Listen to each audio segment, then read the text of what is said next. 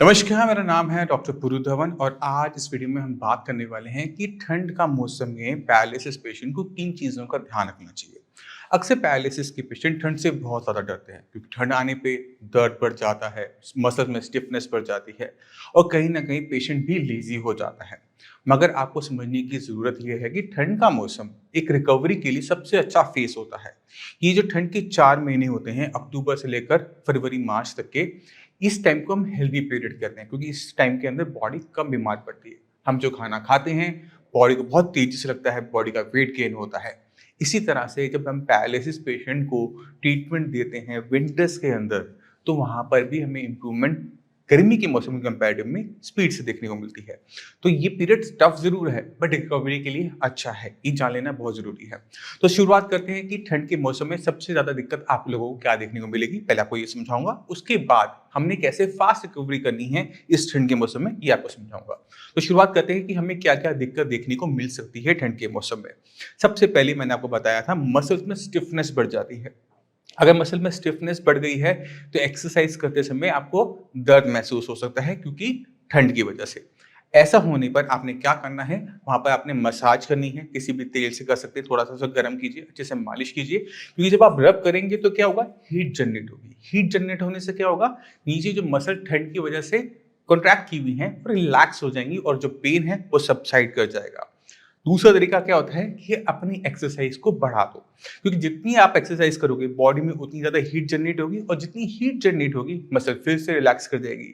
तो हमने क्या ध्यान रखना है, ठंड का दुश्मन क्या है, गर्मी। तो शरीर के अंदर गर्मी पैदा करनी है। दूसरी दिक्कत हमें क्या देखने को मिलती है पैरालिसिस पेशेंट में ठंड के मौसम में, वो है दर्द। जगह जगह दर्द होना। तो दर्द का भी सोल्यूशन वही है जो कि अकड़न का है कि हमने अपनी बॉडी के अंदर हीट जनरेट करनी है। जितनी हीट हम एक्सरसाइज से, मसाज से करेंगे उतनी बॉडी रिलैक्स रहेगी, उतनी मसल्स रिलैक्स रहेंगी और उतना अच्छा हमें बेनिफिशियल मिलेगा। तीसरी सबसे बड़ी दिक्कत पैरालिसिस पेशेंट को ठंड में आती है, वो है आलस की। पेशेंट को लगता है ठंड है, रजाई से कैसे बाहर निकलूं। ये सिर्फ उनके साथ नहीं होता, सभी नॉर्मल इंसानों के साथ होता है कि सुबह उठना मुश्किल होता है, काम करने का मन नहीं कर रहा होता क्योंकि बॉडी को गर्माहट अच्छी लगी होती है रजाई की। तो हमने क्या करना है, हमने इस आलस को छोड़ना है, हमने अपनी रजाइयों से बाहर निकलना है और जितनी हो सके हमने एक्सरसाइज करनी है क्योंकि सर्दियों के अंदर हमारे एक्सरसाइज करने का जो स्टेमिना है वो डबल हो जाता है, हमारी भूख डबल हो जाती है। तो अगर हम बैठ के खाना खाएंगे तो हम और बीमार पड़ेंगे। अच्छा यह है कि हम अच्छा खाना खाएं और उसको अच्छे तरीके से एनर्जी को यूटिलाइज करते हुए एक्सरसाइज को बढ़ा दें, जिससे जो हमारी रुकी हुई इंप्रूवमेंट है वो स्पीड से पकड़ ले और हमें इन 4 महीनों में एक अच्छी रिकवरी मिल जाए, जिससे हमारी जो पैरालिसिस की दिक्कत है वो खत्म हो जाए। अब इस सर्दी के मौसम में आने वाली कॉम्प्लिकेशन को आप थोड़ा और कम कर सकते हो अपनी डाइट से। अगर हमारे डाइट के अंदर खाना अच्छा है, हीट जनरेट करने वाला है, बॉडी को गर्म रखने वाला है, तो हम क्या देखते हैं कि पेशेंट में रिकवरी फास्ट होती है, एनर्जी भी बनी रहती है। तो आपने क्या करना होता है कि सर्दी के मौसम में सूप पे ध्यान देना होता है। अगर आप वेजिटेरियन हैं तो आप मशरूम सूप को थोड़ा बढ़ा दीजिए, उसमें थोड़ी सी दालें ऐड कर दीजिए, तो एक आपका एक दाल और मशरूम का एक अच्छा सूप तैयार हो जाता है जो बॉडी को अच्छी हीट जनरेट करने के लिए प्रेरित करता है। उसकी जगह जो नॉन वेजिटेरियंस हैं वो फिश का सूप ले सकते हैं, चिकन सूप ले सकते हैं, जिससे उनकी बॉडी में एक अच्छी हीट जनरेट हो, उनकी बॉडी में जो पेन हो रहा है वो कम से कम हो और उनकी रिकवरी फास्ट हो। जो वेजिटेरियन लोग हैं उनको अपने खाने के अंदर विटामिन डी को ऐड करना होता है क्योंकि सर्दियों में धूप कम निकलती है और धूप कम निकलने की वजह से हमें हड्डियों में दर्द देखने को मिलता है, मसल्स में पेन देखने को मिलता है। तो आपने क्या करना है, आपने विटामिन डी का सप्लीमेंट ऐड कर देना है जिससे हमारी बॉडी के अंदर सर्दी के मौसम में विटामिन डी की डेफिशिएंसी ना हो। क्योंकि विटामिन डी डेफिशिएंसी के ऊपर मैं पहले भी वीडियोस बना चुका हूं और समझा चुका हूं कि विटामिन डी पैरालिसिस पेशेंट में रिकवरी के लिए बहुत इंपॉर्टेंट है। अगर उसकी बॉडी में कमी है तो मसल्स में दर्द होगा, हड्डियों में दर्द होगा, डिप्रेशन फील होगा। तो विटामिन डी को कम मत होने दो। वेजिटेरियन हो, विटामिन खाने में कम है, मगर ऐसे हम पूरा करेंगे सप्लीमेंट की हेल्प से। इस वीडियो की शुरुआत में मैंने आपसे डिस्कस किया था कि सर्दी के मौसम में रिकवरी भी फास्ट होती है। तो रिकवरी फास्ट होने के लिए 2 इंपॉर्टेंट चीजें हम कर चुके हैं। एक, अपनी डाइट को बहुत अच्छा सुधार चुके हैं। दूसरा, हम क्या कर चुके हैं, हम अपनी एक्सरसाइज के लेवल्स को बढ़ा चुके हैं जिससे हमारी ब्रेन को ज्यादा स्टिमुलेशन मिले अपने आप को ठीक करने के लिए। तीसरी इंपॉर्टेंट चीज होती है वो है मेडिसिन।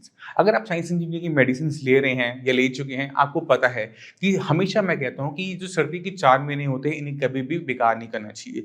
ये वो गोल्डन पीरियड होता है हर साल का जहाँ पे रिकवरी बहुत फास्ट होती है और उसके पीछे रीजन भी बहुत सिंपल सा है। हम जो भी खा रहे हैं, हम जो मेडिसिन खा रहे हैं उसकी एब्जॉर्प्शन बहुत अच्छी है क्योंकि मौसम बाहर ठंडा है। ठंडा में हमारी जो मेटाबॉलिज्म होता है वो फास्ट हो जाता है क्योंकि बॉडी को ज़्यादा हीट जनरेट करनी होती है और इसी वजह से हमारा वेट गेन भी होता है, बॉडी में एनर्जी भी फील होती है और मेडिसिन की एब्जॉर्प्शन भी अच्छी होती है। अगर मेडिसिन की एब्जॉर्प्शन अच्छी है तो मेडिसिन आपके ब्लड में ज़्यादा जा रही है। जब वो ब्लड में ज़्यादा जा रही है तो आपके ब्रेन तक ज़्यादा जा रही है और जब वो ब्रेन को मेडिसिन ज़्यादा मिलती है तो उसकी रिकवरी भी फास्ट हो जाती है। ये रिकवरी सर्दियों में ही क्यों फास्ट होती है उसको भी समझने की ज़रूरत है क्योंकि जो भी मेडिसिन आप ओरल रूट से खाते हो वो ब्लड तक पहुंच जाती है, मगर ब्लड तक पहुंचने के बाद ब्रेन तक पहुंचने के बीच में ब्लड ब्रेन बैरियर होता है, उसे मेडिसिन को क्रॉस करना होता है तब जाके वो ब्रेन को मिल पाती है। तो ये अगर मेडिसिन ब्लड में ज़्यादा है तो ऑब्वियस है वो ब्रेन में भी ज़्यादा जाएगी क्योंकि वो ज़्यादा क्रॉस कर पाएगी। अब ये ब्लड ब्रेन बैरियर क्या होता है ये एक खुद में बहुत बड़ा टॉपिक है। तो मैं चाहता हूँ कि आप इसे खुद ब खुद गूगल करके देखें तो आपको समझ में आ जाएगा कि मेडिसिन को वहाँ तक पहुँचाना आसान काम नहीं होता।